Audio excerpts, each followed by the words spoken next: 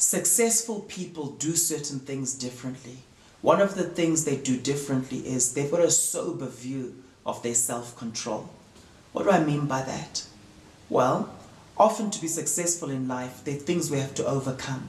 Sometimes it's habits that we need to break. Now, if we don't have a sober view of our own self-control, then we go back into situations that result in us continuing in those bad habits. For example, when it comes to giving up smoking, there's certain people who struggle and struggle and struggle with this.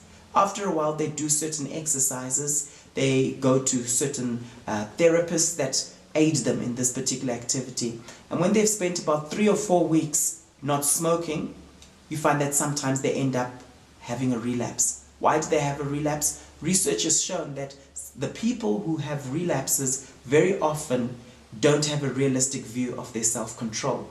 And those who end up staying off cigarettes for the rest of their lives, they've got a realistic view of their self-control. What do I mean by that?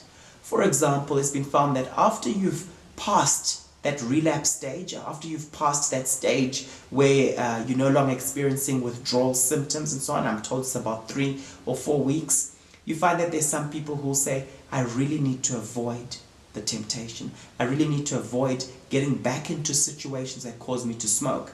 It might be certain types of stressful situations. It might be situations where you're around people who are smoking, right? And those people who do that, they end up getting over this particular habit for the rest of their lives. But it's been found that those who slip back into those environments, in other words, they've got a non-realistic view of self-control. They think, oh, cool, I've done the 3 weeks, I've done the 4 weeks. They end up not overcoming permanently that particular habit. I want to ask you a question. What is your self-control like? Interesting, when we talk about infidelity, and I've helped a number of couples when I do marriage coaching, marriage counseling, where the guy's cheated on his wife, or vice versa, but I tend to focus on the ones where the guy's cheated on his wife. Common scenario, guy comes to me, Paul, I'm in this situation. The ones that have got a realistic view of their self-control, they know what situations to avoid. They realize what causes it. For example, spending an inordinate amount of time by yourself in isolation with someone of the opposite sex that you find attractive. Now, you have some people whose mindset is, I can handle it, I'm fine, it's cool, hey, she's just another woman. Right? And you have other people who say, that's not a wise thing for me to do. Okay? So it's important to understand what's your level of self-control. In fact, research around this shows that a lot of people who end up cheating on their spouses, they actually didn't think it would ever happen to them. Right? They didn't think it would ever happen to them, then it ends up happening.